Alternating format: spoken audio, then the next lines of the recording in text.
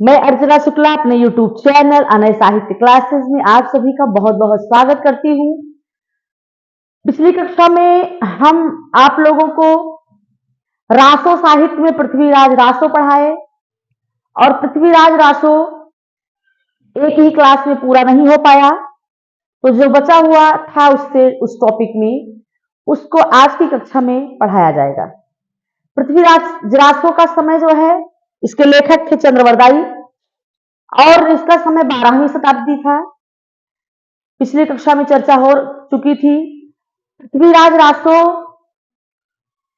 का जो लेखक था चंद्रवरदाई, इसे जालंधरी देवी इसकी इष्ट थी। उनकी कृपा से वरदान पाने के बाद इन्होंने अपने नाम के सामने वरदाई शब्द लगाना प्रारंभ कर दिया और पृथ्वीराज रासो जिस पर की तमाम प्रकार के विवाद हैं, क्योंकि इससे संबंधित कुछ विद्वान इसे प्रमाणित मानते हैं, कुछ अर्ध प्रमाणित मानते हैं, कुछ अप्रमाणित मानते हैं, कुछ इसे पूर्णतः प्रमाणित मानते हैं। चूंकि कहा जाता है, बूलर महोदय जो कि कश्मीर जाते हैं, जयानक भट्ट की पृथ्वीराज विजय नामक पुस्तक पाते हैं, उसे ला करके कुछ कवियों को देते हैं और उसी के आधार पर पृथ्वीराज पर की प्रमाणिकता पर संदेह लोगों को द्वारा व्यक्त किया जाता है।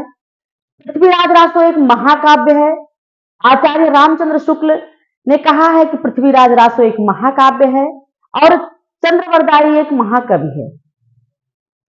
तो पृथ्वीराज रासो, इस सब सारी चीजों की चर्चा पिछली कक्षा में हो चुकी थी, तो इस कड़ी को जोड़ते हुए हम आगे ले चलते हैं। पृथ्वीराज रासो के कुछ सर्गों को प्रमाणित माना गया है, जैसे आचार्य हजारी प्रसाद द्विवेदी अर्ध प्रमाणित मानते हैं, शुक्ल जी इसे जो है अप्रमाणित मानते हैं, बूलर अप्रमाणित मानते हैं, मिश्र बंधु अर्ध प्रमाणित मानते हैं, ठीक है। और पूर्णतः प्रमाणित मानने वाले नरोत्तम स्वामी जी हैं।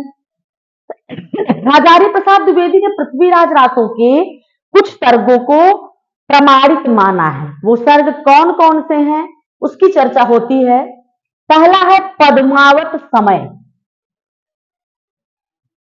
पद्मावत समय, ये पूछा भी जाता है कि पद्मावत समय किसमें है? पृथ्वीराज रासो में है, पद्मावती में है, कीर्तिलता में है, कीर्ति पताका में है।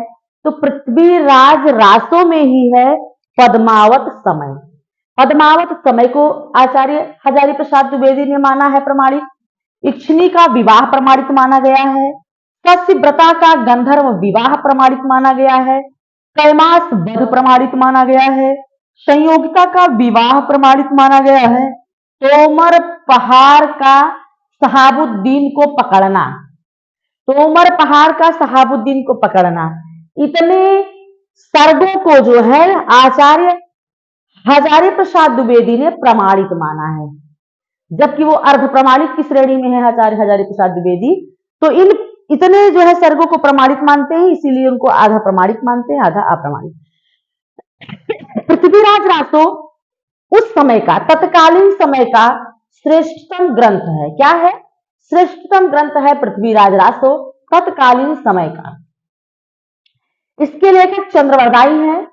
चंद्रवरदाई के विषय में विद्वानों का अलग अलग मत है और एक महत्वपूर्ण बात यह है, पृथ्वीराज और चंद्रवरदाई एक ही दिन पैदा होते हैं और एक ही दिन इनकी मृत्यु होती है। ये महत्वपूर्ण बात है। पृथ्वीराज और चंद्रवरदाई एक ही दिन मरते हैं और एक ही दिन इनका जन्म होता है। तो चंद्रवरदाई के विषय में कहा गया है, चंद्रवरदाई जालंधरी देवी उसकी इष्ट थी, उनकी कृपा उन पर मिली थी। 12वीं शताब्दी का यह ग्रंथ है और जॉन वीन्स ने चंद्रवरदाई के विषय में लिखा है, यह हिंदी भाषा का सर्वप्रथम कवि है। किसने कहा है? जॉन वीन्स। चूंकि इस जो ये आपके जो है ये परिभाषा है, इससे भी संबंधित प्रश्न पूछते हैं। पृथ्वीराज के लेखक चंद्रवरदाई के विषय में जॉन वीन्स ने कहा है कि यह मतलब चंद्रवरदाई हिंदी भाषा का सर्वप्रथम कवि है। हरिऔध में कहा है, अयोध्या प्रसाद हरिऔध, ये प्रश्न पूछा जा चुका है, इसलिए बहुत महत्वपूर्ण है। अयोध्या प्रसाद हरिओद ने कहा है कि यह हिंदी संसार का चांसर है।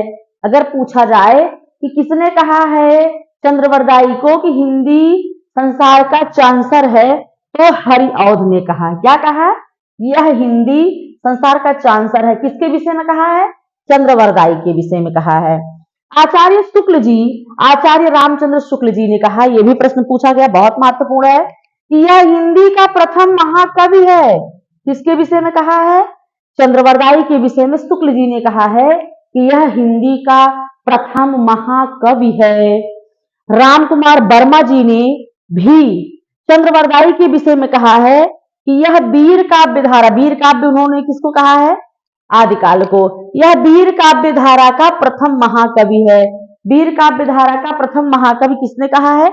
राम कुमार वर्मा ने। किसके लिए कहा है? चंद्रवरदाई के विषय में कहा है।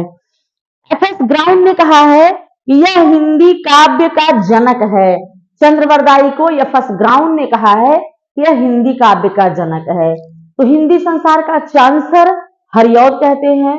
हिंदी का प्रथम महाकवि जो है कहते हैं शुक्ल जी। किसके विषय में? चंद्रवरदाई के विषय में। और हिंदी भाषा का सर्वप्रथम कवि है, इसको कहते हैं जाम्स बीम। और राम कुमार वर्मा कहते हैं यह वीर काव्य धारा का सर्वप्रथम महाकवि है। ठीक है। हिंदी संसार का, हिंदी काव्य का जनक एफ.एस. ग्राउंड कहते हैं। तो पृथ्वीराज रासो से जो प्रश्न बनते हैं, एक तो जो है समय पूछते हैं कि पद्मनी समय, पद्मावती समय किसमें है? तो पद्मावती समय, पद्मावती, आप पद्मावत में मत जाइएगा क्योंकि पद्मावत दे देता है कंफ्यूजन के लिए। पद्मावती समय पृथ्वीराज रासो से ही है।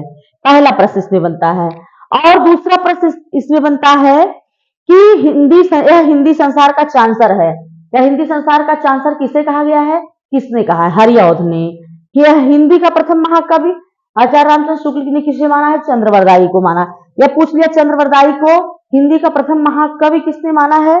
शुक्ल जी ने माना है। इस प्रकार से प्रामाणिकता और अर्ध प्रामाणिकता पर भी प्रश्न पूछते हैं कि कौन प्रामाणिक माना है? शुक्ल जी ने क्या माना है? हजारी प्रसाद द्विवेदी ने क्या माना है?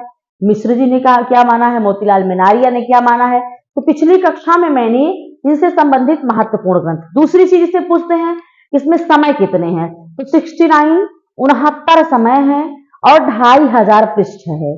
इसके बृहद खंड को नागरिक प्रचारणी सभा काशी द्वारा प्रकाशित किया गया है, जिसमें 2500 पृष्ठ हैं और 69 समय है। क्योंकि इस समय खंड सर्गों में बांटा गया था, तो जो है पृथ्वीराज रासो को न खंडों में बांटा गया न सर्गों में बांटा गया, इसे समय में बांटा गया। तो 69 समय पृथ्वीराज रासो में है। तो यही इसके महत्वपूर्ण प्रश्न है जो कि बनते आए हैं अभी तक। इसीलिए पृथ्वीराज रासो से संबंधित जितने भी प्रश्न से संबंधित जितने भी महत्वपूर्ण पॉइंट थे, हमने आप लोगों के सामने रखा। अगली कक्षा में फिर आगे जो है अगले चैप्टर के साथ मिलेंगे। तब तक के लिए धन्यवाद।